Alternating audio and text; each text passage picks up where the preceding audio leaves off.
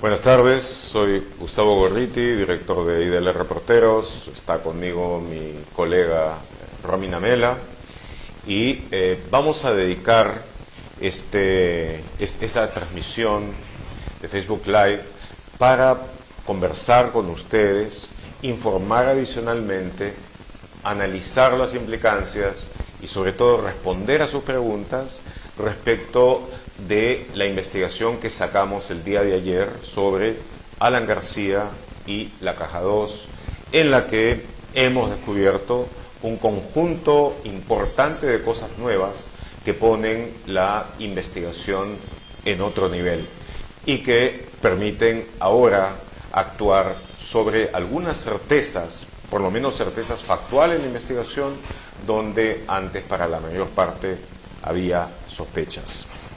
¿Qué dice Romina?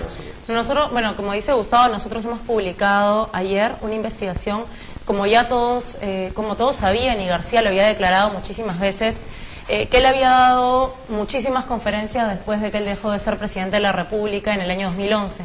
Y una de ellas fue la conferencia que hizo el 25 de mayo del 2012 a la Federación de Industrias del Estado de Sao Paulo.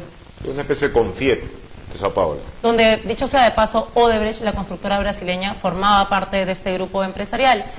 Lo que García había declarado, y también lo dijo oficialmente enviando un documento por escrito en el año 2013, al entonces fiscal de la Nación, José Antonio Peláez Bardales, que había iniciado una investigación a García por enriquecimiento ilícito, por la compra de una casa, de una propiedad de Miraflores. Entonces García envía una serie de documentación, entre ellas los gastos que tenía, los ingresos por libros, la editorial, propiedades, los salarios que tenía, y había incluido una relación de 18 conferencias que había dado entre el 2011 y 2012. Y entre ellas figuraba precisamente esta conferencia de Brasil, por la que él había señalado que había recibido un pago de $100.000.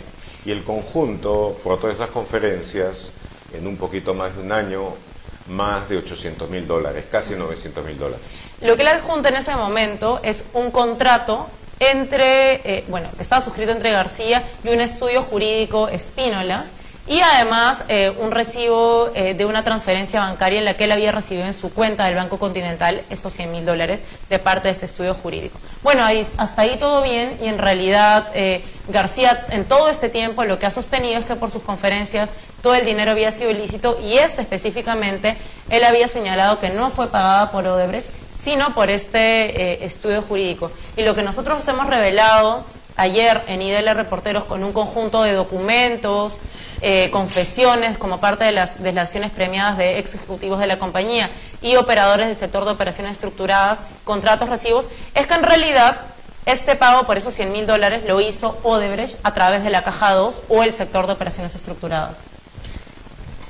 Bueno, la historia es algo más larga.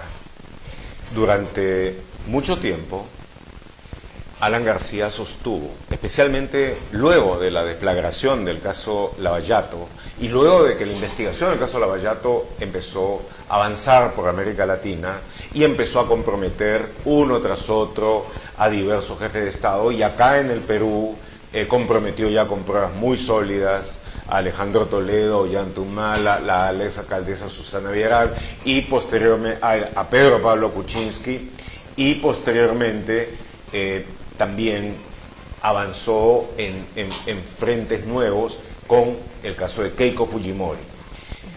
Hasta ese momento García había repetido una y otra vez de que lo demás era una suerte de muletilla, pueden llamarlo mantra si quieren, donde él repetía: los otros se vendieron, yo no; los otros recibieron plata de Odebrecht, yo no; los otros entraron en arreglos, yo no. Pues bien, él decía: mis enemigos me pueden odiar, pero no me he vendido.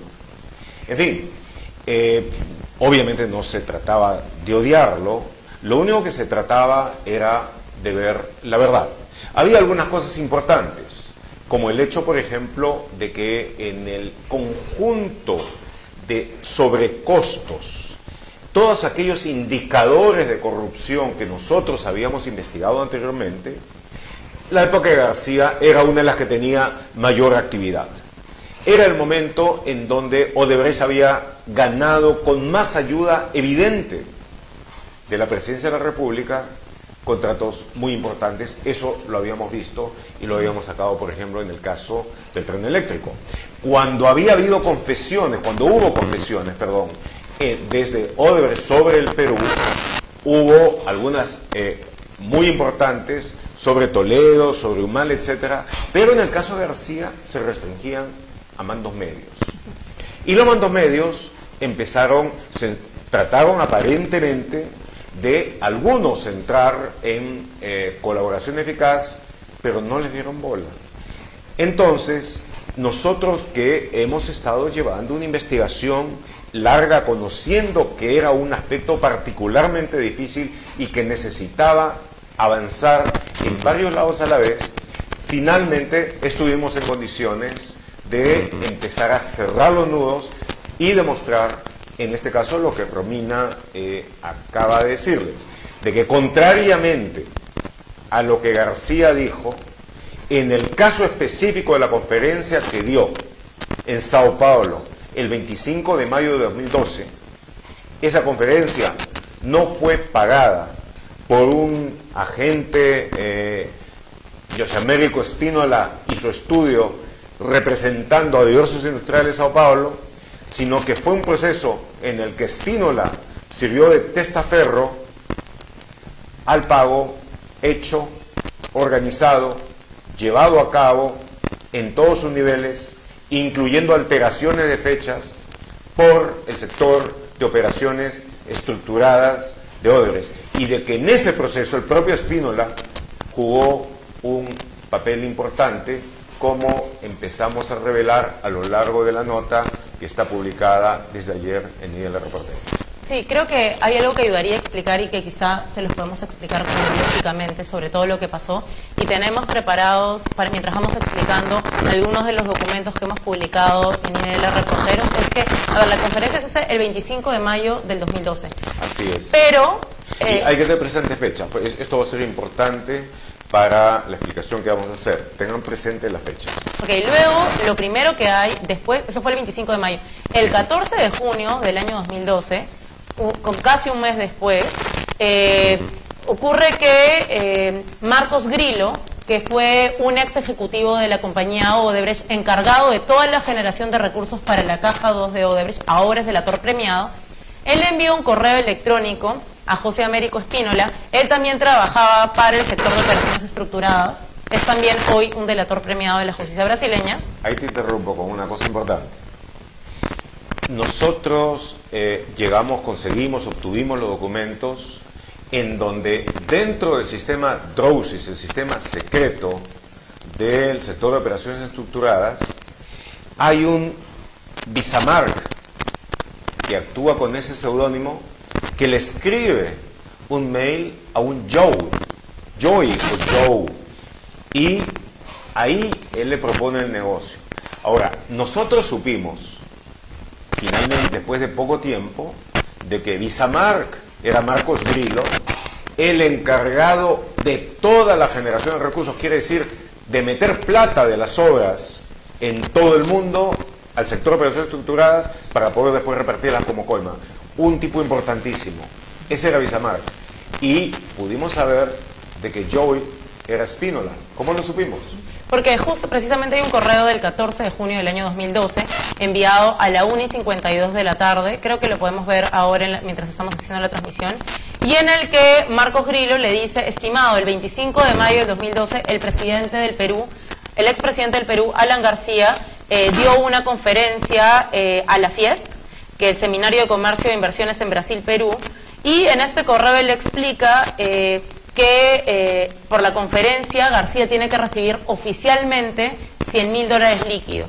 Y le dice además que ellos no pueden pagarlo directamente, y le está ofreciendo a él, si es que es posible, que lo hagan a través de su estudio jurídico, porque tiene que figurar, para efectos prácticos, que fue el que financió la conferencia, un intermediario o alguna de las personas que aportó para esta conferencia. Pero es más interesante todavía.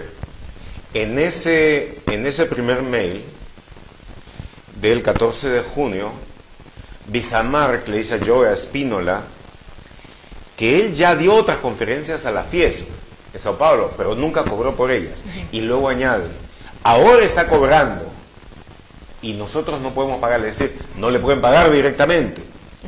Entonces es que Spínola le hiciera el pago como si él hubiera servido como agente para contratarlo. Y entonces dice, para ello facturaría contra nuestros servicios y tendría una remuneración bruta de 15,000. O sea, le iban a pagar a Spínola $15,000 por hacer la transacción de 100,000 para García. Por hacer toda la simulación de que ese dinero que estaba viniendo del sector de operaciones estructuradas de la Caja 2 para pagarle a García pasara como si fuera un grupo de empresarios que lo tenían a Spínola como agente y que arreglaba para hacer ese pago. Y él tenía que hacer toda la contratación, la cuestión de impuestos, etcétera, para darle la máxima formalidad a eso. Ahora, lo interesante es que, bueno, poco tiempo después, menos de 3 horas, José Américo Spínola, alias Joe, le dice a Grillo, querido amigo, pero el pago por la conferencia puede ser hecho desde el exterior, desde Nevis en el Caribe, el ahorro sería del 15.25%, abrazos. Pero ahí viene lo revelador, que es cuando Marcos Grillo le dice, amigazos, si fuese posible, el director superintendente de Perú, que entonces ya era Ricardo Boleira, ya lo habría hecho, ¿no? El pago tiene que ser hecho en Brasil, de la empresa que intermedió la invitación o pagó la conferencia. En este caso, pensé en privilegiar a su estudio, que a nuestro mando se habría intermediado en el evento. Es decir, le indica que definitivamente Odebrecht no puede aparecer como la que le paga García por la conferencia, pese a que ellos lo habían invitado, ¿no? Entonces, a partir de ese momento vienen una serie de correos electrónicos, intercambios de correos electrónicos, en los que básicamente se detalla cómo es que tiene que ser el pago, cuánto es lo que se va a cobrar por las tasas de interés, cuánto es en reales, cuánto será en dólares. Y es interesante porque para esto todos estos correos electrónicos pasan por el sistema DROSIS, que es el sistema del sector de operaciones estructuradas.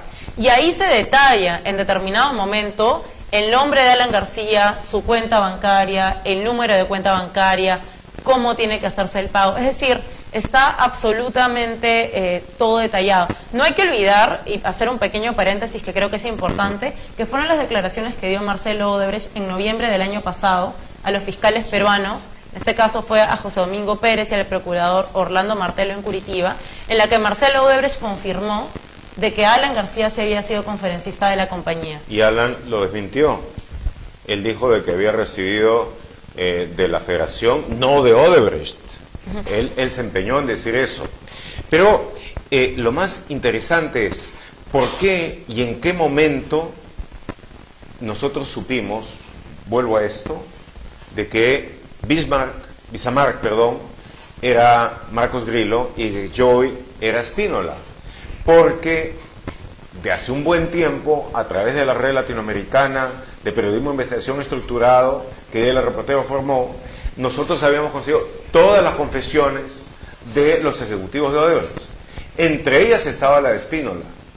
Entonces, al tener una idea de lo importante que era, por supuesto hemos escuchado todo, y en determinado momento el propio Spínola, al contar cómo funcionaba en otras transacciones ilegales, su acción en la Caja 2, en la división en la división de operaciones estructuradas, entonces él cuenta de que Bismarck era Grillo y que él era primero Joe y después Zacarías. Pero no hemos tenido que ver con Zacarías. Joe es el que actúa aquí, de tal manera que no había ninguna duda. ¿De quiénes eran los interlocutores en esos correos Sí. electrónicos? Y hay otro personaje que entra también en esto, con el seudónimo de Noshua. Todavía no hemos podido saber quién es Noshua. Si alguien lo conoce, por favor, ayúdenos con ello. Pero Noshua es una persona que interviene en muchísimas transacciones del sector de operaciones estructuradas. Es un agente muy entrenado en arreglar las cosas. Y este Noshua es el que brinda la dirección bancaria de Alan García, es el que da el Swift Code, el nombre, el número de cuenta, todo eso. Noshua es el que establece la fecha, es el que dice que hay que firmar el contrato, y finalmente Noshua es el que le hace llegar a Spínola el contrato firmado por Alan García y el recibo firmado por Alan García. Y aquí es donde viene otra cuestión sumamente importante. El contrato de servicios de acuerdo con el cual García se compromete a dar la conferencia tiene como fecha el 5 de abril de 2012 y el recibo tiene como fecha el 24 de mayo de 2012. O sea, un día antes de la conferencia, o sea, es decir, en términos cronológicos, García da efectivamente la conferencia el 25 de mayo. Cuando ya le han pagado. Pero el 14 de junio se empieza con toda esta trama y lo que se hace para que parezca todo legal y correcto y simular el contrato es que se ponen con fechas anteriores, como las del 5 de abril. Claro. Se crea todo un escenario para que parezca que Alan García efectivamente había sido contratado por este estudio de abogados. Se hace documentos con fecha trazada en fecha muy posterior, en junio, y Alan García los firma. Alan García los ha firmado en junio por lo menos, porque no existía posibilidad alguna de que lo hubiera hecho antes. Spínola no tenía la más mínima idea antes del 14 de junio de que iba a entrar en esto.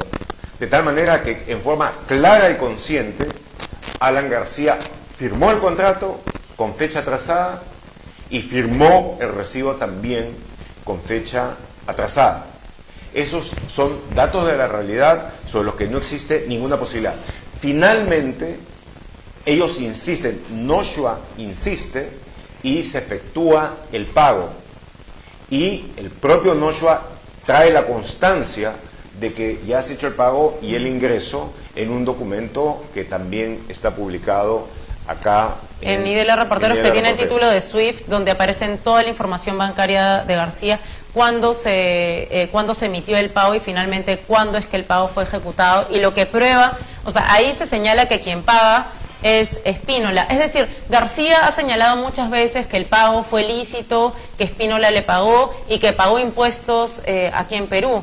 Lo que nosotros estamos revelando en IDL Reporteros es cómo se montó la operación para simular el pago de Odebrecht, el pago oculto de Odebrecht de $100.000. Además hay que señalar que ha sido la conferencia con el valor más alto que García cobró entre el año 2011 y 2012.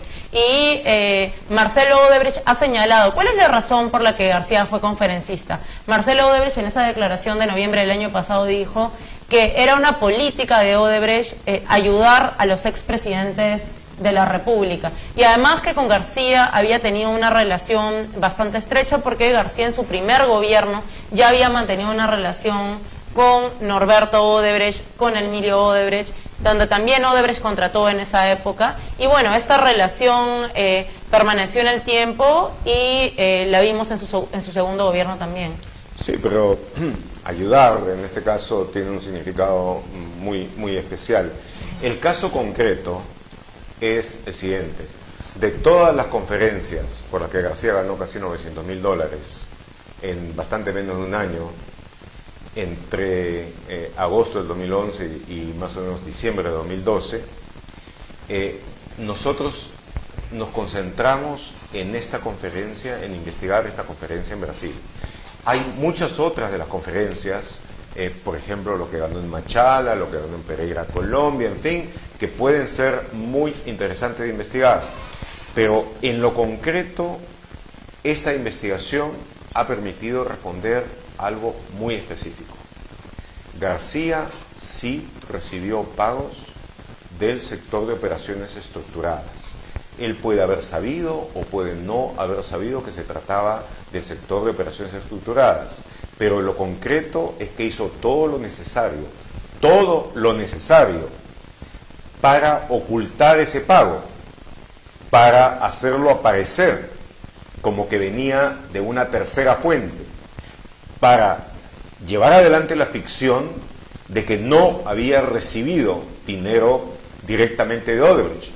Y en ese proceso involucró a varios funcionarios que estuvieron trabajando intensamente durante varios días como para hacer eso posible y para que García estuviera en condiciones de llegar y decirle a fiscales complacientes acá de que lo suyo eran cosas perfectas, de que había llegado, había dado la conferencia ante los industriales de Sao Paulo, y ellos emocionados a través de el presunto agente independiente o relacionado con los empresarios Spínola, le habían pagado los $100.000 declarados y con impuestos y todo.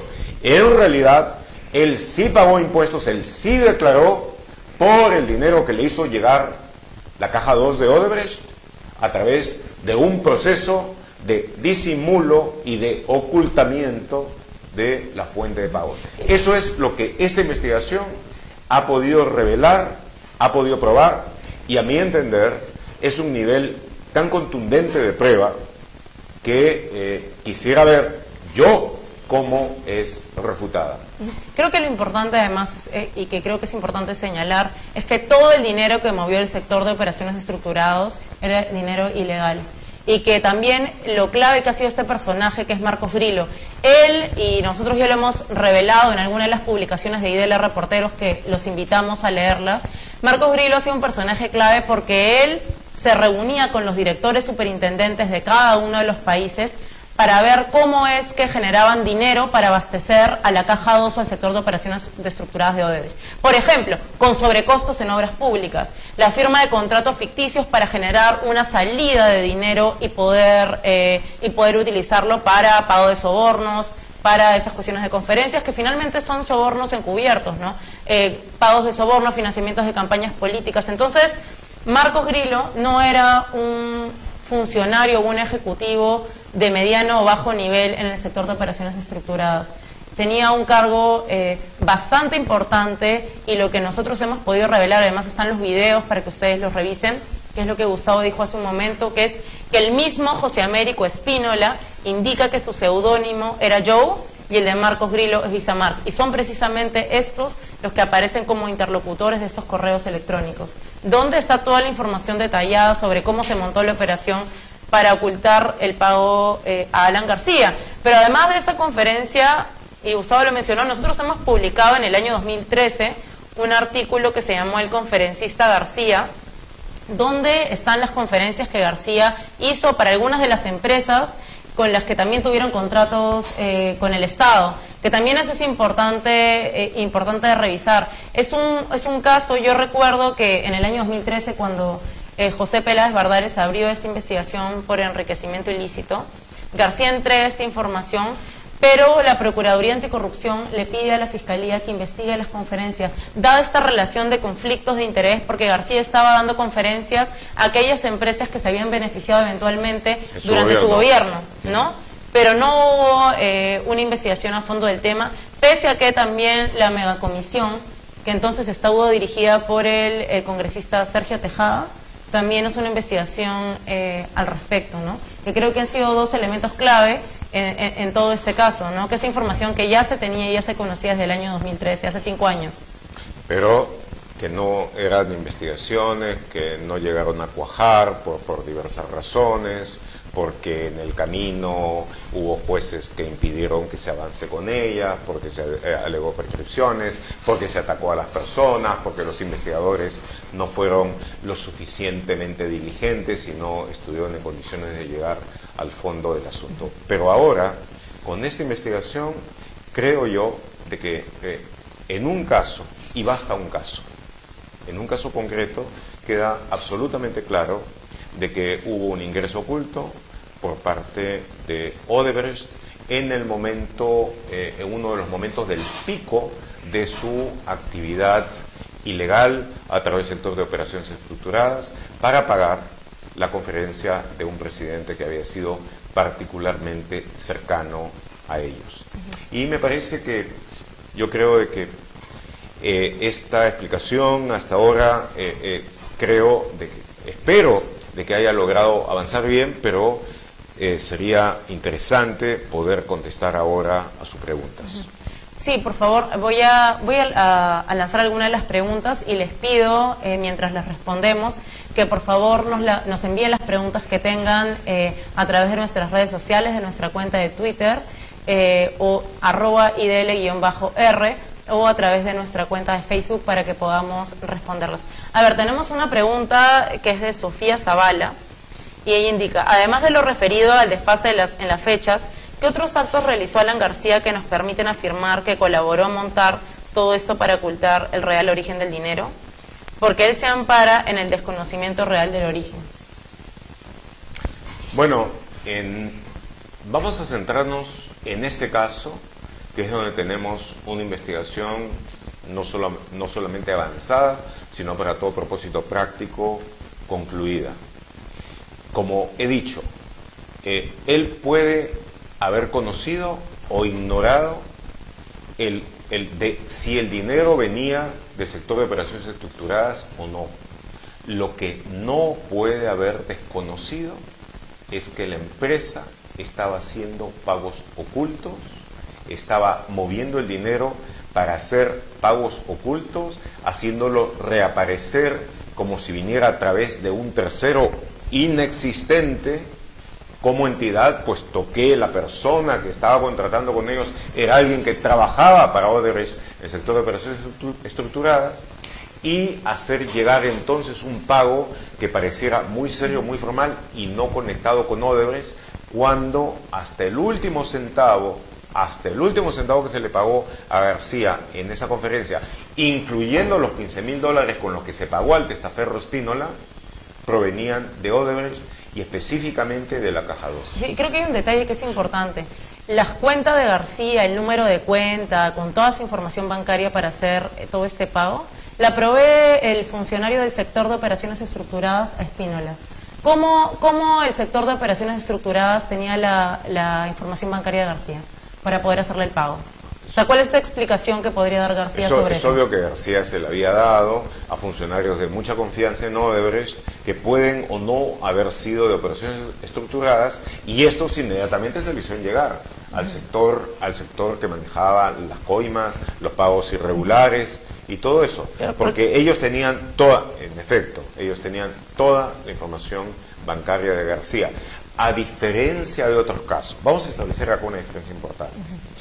En el caso de muchos de los coimeados, de los dignatarios coimeados en Perú, en Brasil, Panamá, fuera de ellos, lo que existió era la cosa uniforme de que pagaban a una offshore, que a su turno le daba a otra y a una tercera y a una cuarta, y finalmente esta llegaba a la offshore de destino, que era donde estaba el corrupto. Es decir, que había todo un proceso de lavado organizado por offshore que Odebrecht había comprado a través de bancos, uno de los cuales compró también y con otro de los cuales trabajaba, y finalmente se llegaba a la cuenta de destino. En este caso, y creo que no debe haber sido el único, no es así. Hay un pago directo, pero que no viene de offshores, de Odebrecht a otro offshore, viene directamente al recipiendario, es decir, en este caso Alan García, pero viene de una fuente simulada. Viene de una fuente simulada. Lo que acá se disfraza es el origen del dinero. Pero se ha intentado legalizar de alguna manera el pago encubierto de Odebrecht. Recuerda que cuando Spínola dice, ¿por qué no lo hacemos de Nevis en el Caribe, que nos ahorramos el 15%? El otro le dije, si se pudiera, ya el director, el superintendente de Perú lo habría hecho. Tiene que venir de Brasil para que parezca una cosa súper formal, donde se han pagado todos los impuestos, etcétera, y se reciban formalmente. Pero el dinero era de la Caja 2. Y no hay que olvidar, y eso para ponerlo en contexto, que es que ya en el gobierno de García lo que sí se ha demostrado es que hubo coimas y sobornos en el proyecto que es el Metro de Lima, que él consideraba que era uno de los proyectos más importantes de su gobierno y por el que están en estos momentos un ex viceministro y otros funcionarios del Ministerio de Transportes y Comunicaciones presos. Ya los niveles confesado. Más altos sobre costo. Exacto. Algunos de los niveles más altos sobre costo, y junto con eso también algunas de las derrotas más contundentes en términos de arbitrajes, donde en la mayor parte de los arbitrajes que hubo, en la inmensa mayoría, ganó Odebrecht, y en los pocos que ganó el Estado peruano no recibió un centavo. Y en cambio Odebrecht recibió como $250 millones. Exacto, creo que en este caso se ha podido probar de manera además documentaria, y lo más importante, debo decir, es que todos estos personajes que han estado involucrados en esta operación son delatores premiados en Brasil, lo que significa es que ellos están obligados a declarar cuando se les requiera, y que el mentir u omitir puede significar que pierdan sus beneficios y pueden ir eventualmente a prisión. Entonces, es decir, en todo este contexto y en el marco de la investigación del caso Lavallato por el equipo especial, los fiscales eventualmente podrían pedir que tanto Marcos Grillo como José Américo Espínola sean interrogados para que cuenten qué fue lo que pasó con toda esta operación. ¿Qué funcionario, qué ejecutivo de Odebrecht en Perú, en Lima, solicitó al sector de operaciones estructuradas que se haga este pago? ¿Fue Jorge Barata, fue Boleira, fue algún otro ejecutivo? Y la posibilidad de que luego estos puedan declarar. ¿Puedo hacer otra pregunta? Sí, tenemos una pregunta de Elena Vizcarra. Dice, ¿cómo es que Bartra no vio todo esto? Ese informe de la comisión es un gran mamarracho sustentado por Bartra. Bueno, no hay que olvidar que en la comisión dirigida por Bartra básicamente exoneró a Keiko Fujimori y a Alan García de cualquier tipo de responsabilidad. Fue una comisión que investigaba, que supuestamente investigaba a Lavallato, pero una comisión donde no existía Keiko Fujimori y no existía Alan García. Y no sé, algunos pensarán que el hecho de que Bartra fuera fujimorista y que estuviera en alianza con los apristas era algo más que una coincidencia. Pero el hecho es de que esa comisión dejó totalmente por fuera a ambos protagonistas. Luego tenemos otra pregunta y creo que es importante para contar un poco todo lo que hemos estado haciendo sobre el caso. Es David Barran, dice, ¿cuándo se sacará un reportaje de Toledo y PPK sobre el caso Lavallato? Lea y dele reporteros, lee y dele reporteros. Hemos publicado mucho sobre el tema. A ver, si tengo aquí algunos a la mano, sobre Villarán. Hemos contado lo que delató Jorge Barata,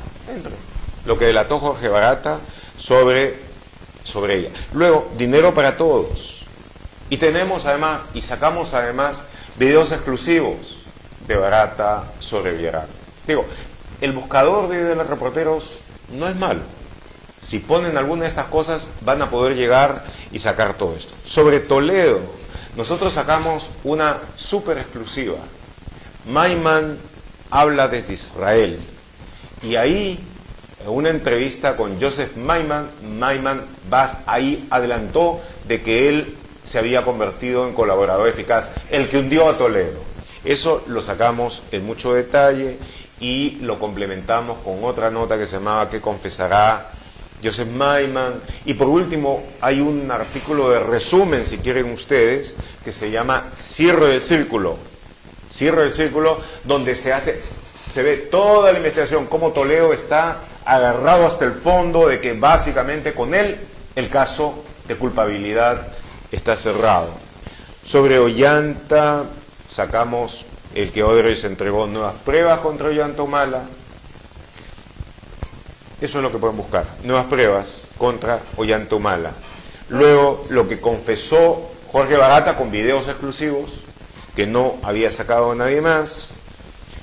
Otra cosa importante, porque hay alguna, llamemos la gente, que sostiene de que buena parte de lo que hacemos está dirigido a encubrir a Graña y Montero, socios consorciados importantes de Odebrecht. Encubrir a Graña y Montero. Somos los primeros que sacamos las cosas que tenían que ver con su papel en el Club de la Construcción.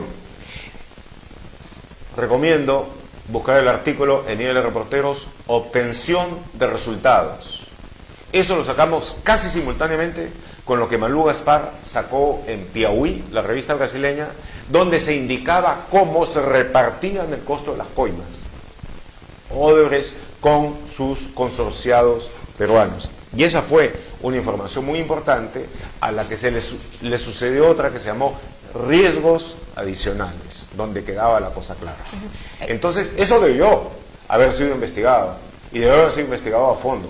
Por supuesto, se metió a algunos de los ejecutivos de Graña y Montero a la cárcel con investigaciones mal hechas, Pero la cosa es de que no se avanzó lo suficiente en la investigación, no se buscó llegar a tener colaboradores eficaces como debió haber sido el caso. Y por último, perdóname, sobre PPK. Sobre el PPK, ¿qué hemos sacado? El acta, entre las muchas cosas que hemos sacado, el acta no autorizada, donde se habla cómo utilizaron a PPK como consultor, y luego el detalle de a quién, cuánto, cómo, dónde, de qué manera Odebrecht aportó a cada uno de los candidatos presidenciales y le había tocado como 300.000 a PPK. De tal manera, vamos a ver esto, no hemos dejado de tocar absolutamente a nadie.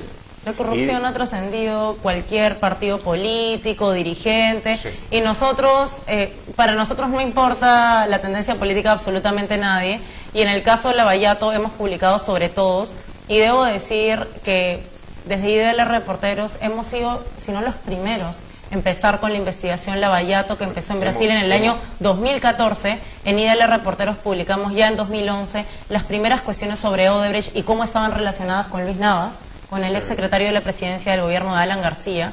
Entonces, nosotros hemos publicado muchísimo sobre este caso y básicamente sobre todos los expresidentes, políticos, exalcaldes, exgobernadores regionales, altos funcionarios públicos.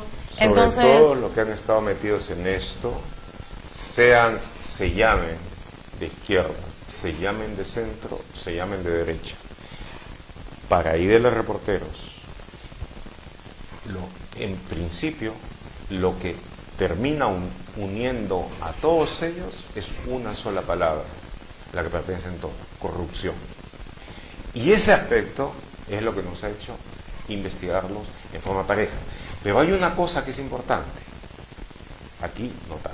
Los hemos investigado a todos ellos, y a fondo, y buscando los datos que fueran verdaderamente reveladores. Pero también investigamos a Keiko Fujimori, y también investigamos a Alan García, cosa que básicamente nadie más hacía, y nadie más lo hacía a fondo.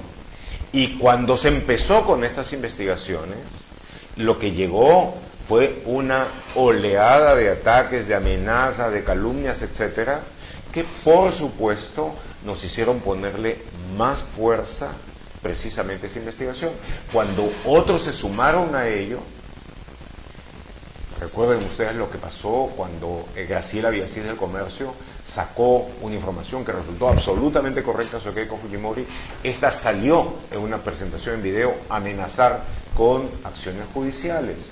En el caso de García, ataques inmediatos. Hemos seguido con ello.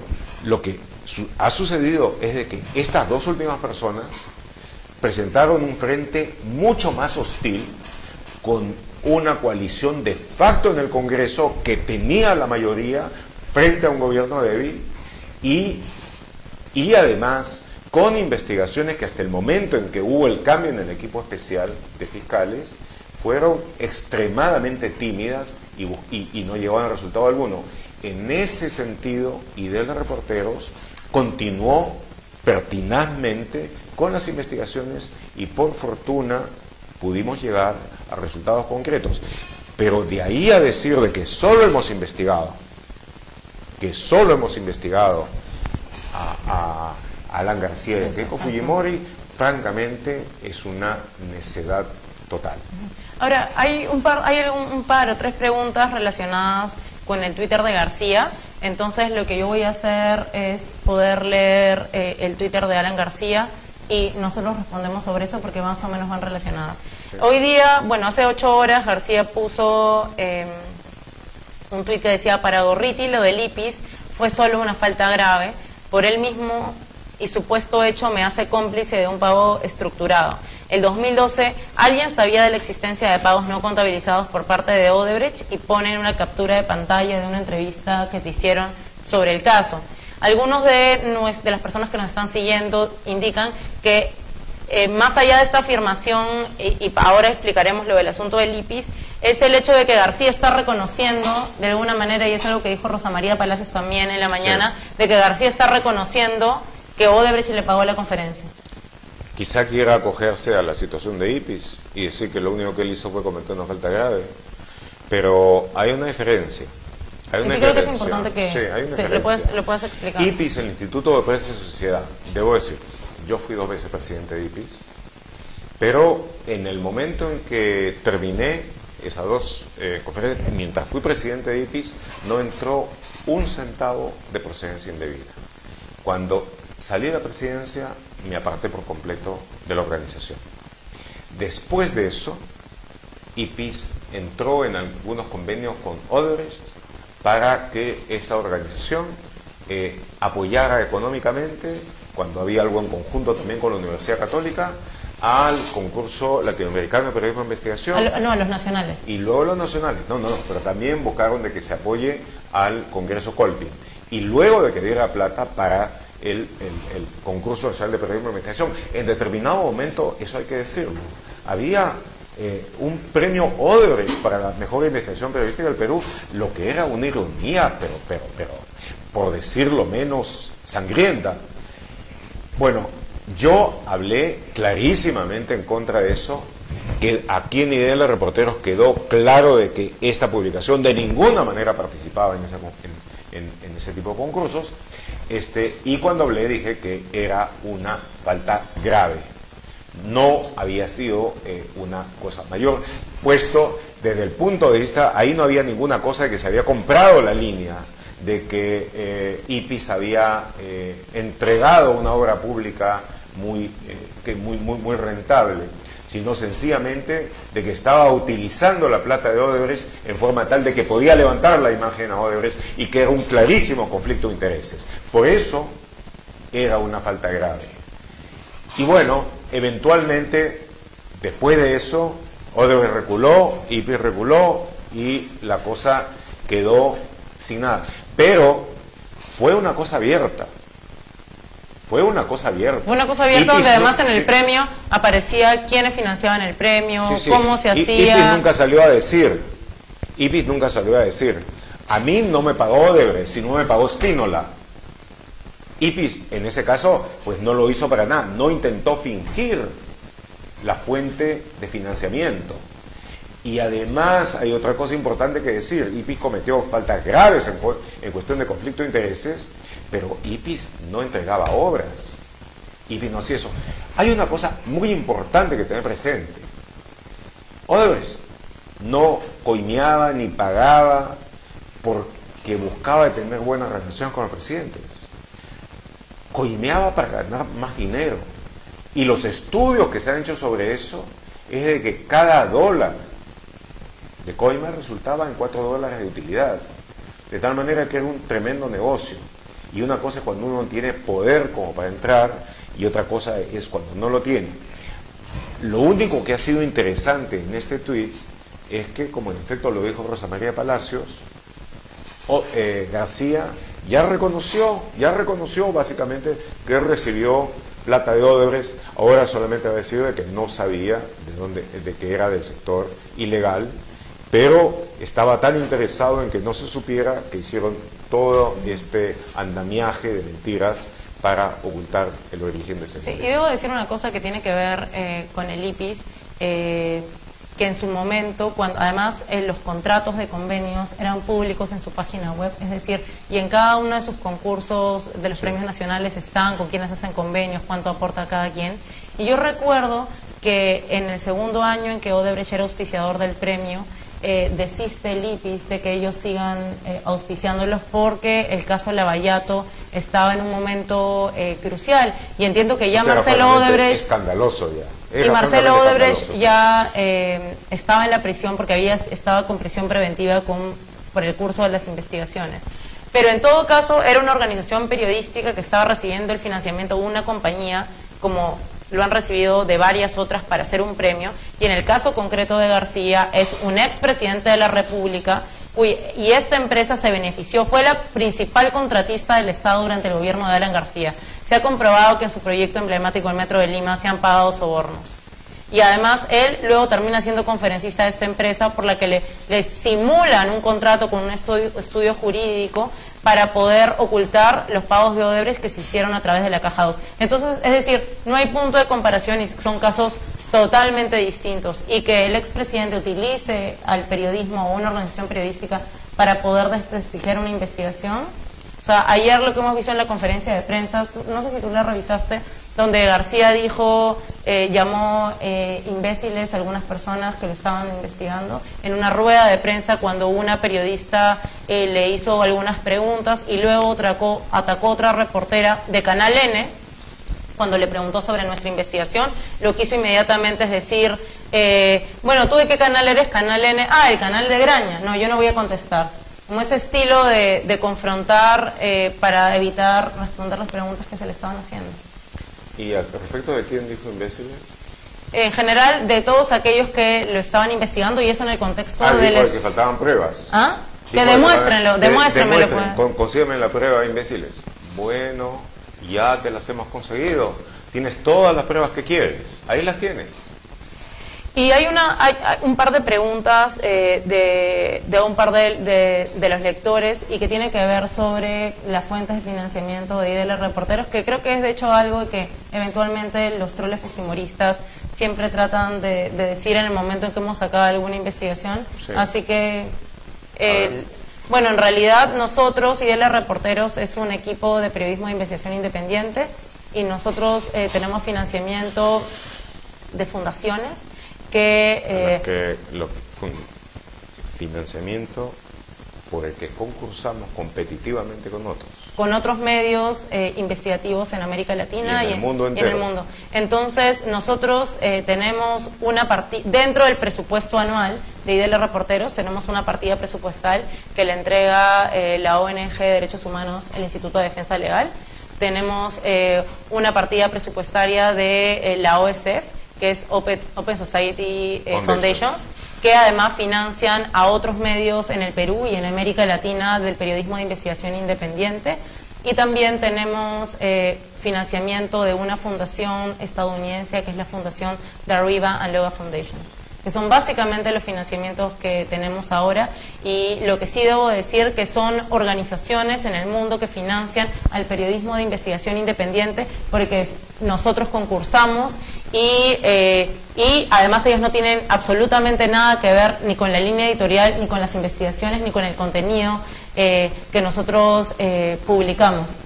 Entonces, si ganamos las competencias para aquellas becas que financian el periodismo de investigación, no es sobre la base de contenido, sino sobre la base del impacto que han logrado y la calidad de los trabajos. Dentro de eso es como lo hemos hecho. Y nosotros no aceptamos financiación de gobiernos y de los reporteros. No acepta financiación de gobiernos, no acepta financiación de corporaciones, especialmente corporaciones peruanas que puedan tener un conflicto de interés con nosotros, eventual, tampoco extranjeras. Posiblemente si es que hubiera una compañía de Islandia, lo pensaríamos, porque dificulto mucho de que vaya a haber cualquier conflicto de intereses con ellos, pero donde exista la sombra de una posibilidad de conflicto de intereses, en lo absoluto, no aceptamos, no permitimos que nadie nos diga sobre qué investigar. Tampoco aceptamos, y esto es una cosa importante, alguna vez hemos discutido internamente, pero sigue siendo la línea de esta publicación, tampoco aceptamos que nos den donaciones para investigaciones específicas, porque consideramos de que eso de una u otra forma representa una consultoría glorificada. O sea, si algunas organizaciones financian o deciden apoyar a investigaciones que ya tenemos en curso y líneas de investigación que ya tenemos, por supuesto que lo hemos aceptado. En tanto no haya ningún condicionamiento y esa fundación tenga un récord adecuado, un récord lo suficientemente respetable y no esté vinculada de nuevo con gobierno. Por ejemplo, quiero decir, incluso hay casos tal como el hecho de que no aceptamos financiación de la National Endowment for Democracy, a pesar que hace cosas muy meritorias, pero depende del Congreso de Estados Unidos. No aceptamos de la financiación de la de la Unión Europea, porque al final depende de gobiernos. Entonces, todo aquello que signifique algún conflicto de interés no es aceptado por nosotros, y aunque signifique ello de que tenemos una financiación que realmente es muy limitada y que nos fuerza a mantener una organización pequeña, tratamos de que esa organización pequeña sea lo más eficiente posible y pueda llevar a cabo estas investigaciones. Algo que debo decir y que creo que es importante que lo tengan como un contexto general, y quizá podemos dedicar otro Facebook Live a cuál es el contexto en cómo han surgido los medios de comunicación independiente en el mundo, es que ante la crisis de los medios tradicionales, específicamente los cierres de unidades de investigación en Estados Unidos, en América Latina y en general en todo el mundo, empezaron a surgir medios de periodismo de investigación independiente, y que fue gracias a asociaciones, organizaciones o fundaciones mundiales que tenían precisamente la disposición de apoyar y financiar estos proyectos, es que muchos proyectos han surgido. Sí. Y hay unidades o equipos de investigación independientes en varios lugares de América Latina que son quienes desde el medio de periodismo de investigación independiente sacan algunas de las investigaciones más importantes en sus países. Y eso también, hay otra cosa que merecería de repente todo un debate sobre el tema, dedicarle un Facebook Live especial y hasta más. Y son los ataques que se intentan hacer a todos aquellos que reciben financiación del Open Society Foundations.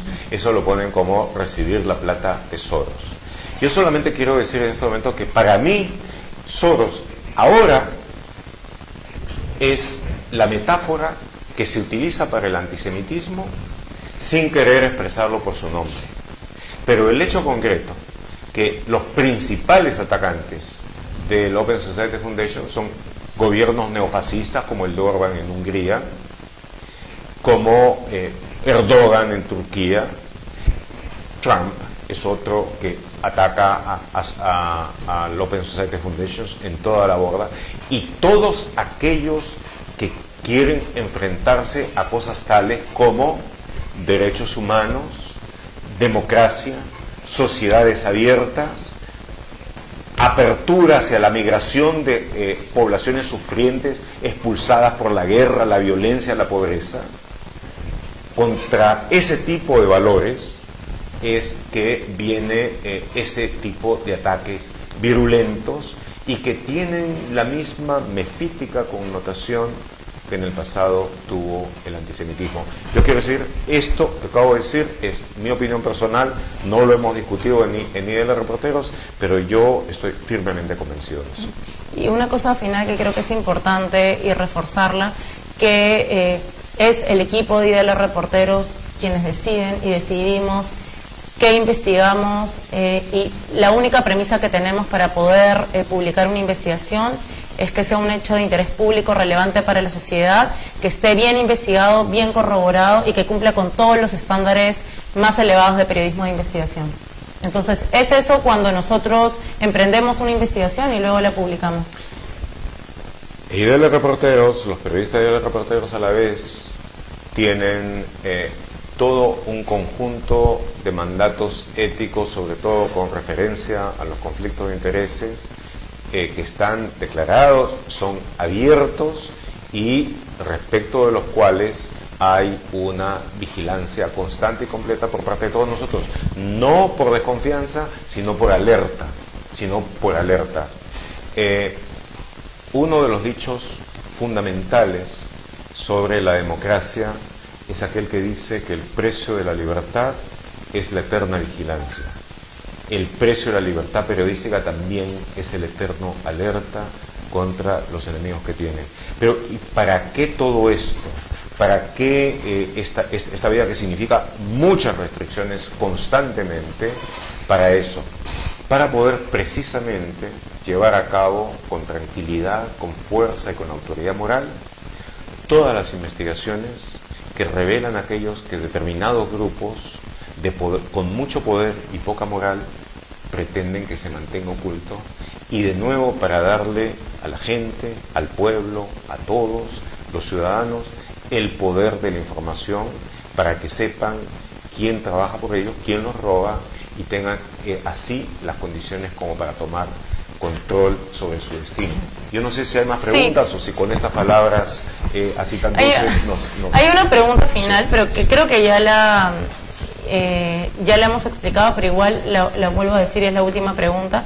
Es que hay varias personas que han preguntado lo mismo. ¿El dinero se lo dio directamente a Odebrecht a García o esta empresa usó el estudio jurídico para pagarlo?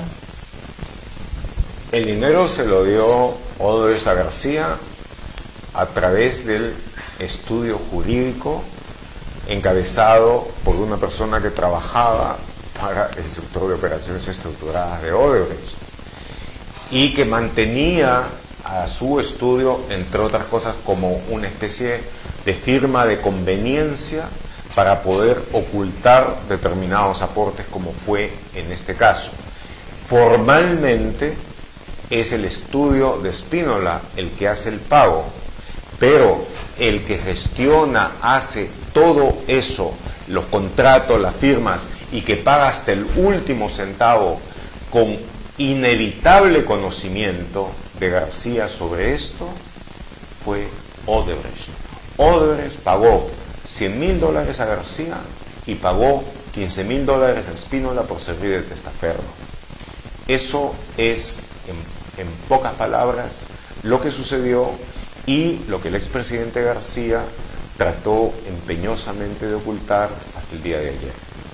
Bueno, con esta última respuesta cerramos el Facebook Live de hoy. Queremos agradecerle a todos por haber estado conectados, por haber estado unidos en esta transmisión. Lo que queremos decirles es que por favor, a través de Facebook o de Twitter o del correo electrónico que hoy día lo hemos puesto en nuestras redes sociales, por favor nos escriban, nos envíen sus preguntas, porque eso además será importante para poder decidir cuál será el tema de nuestro siguiente Facebook Live. Nos importa muchísimo su opinión y todas aquellas dudas que tengan sobre nuestras investigaciones, cómo las hemos hecho, cómo las hemos desarrollado y cuáles han sido las principales revelaciones. Vamos a procurar que en las siguientes transmisiones, como la de hoy, que mientras explicamos poderles mostrar algunos de los documentos claves de la investigación, porque eso es como mucho más didáctico, explicativo y ayuda mucho en casos como estos que son tan complejos. Y una sugerencia final, teniendo presente algunas de las preguntas que han llegado: entren a la publicación de Ideales Reporteros, puede ser reporteros.pe, utilicen el archivo para cualquier pregunta.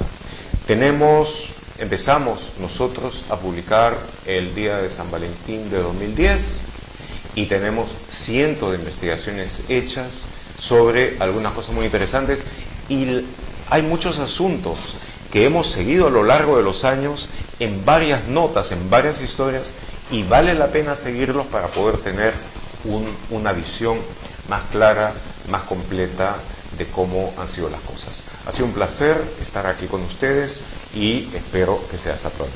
Buenas tardes.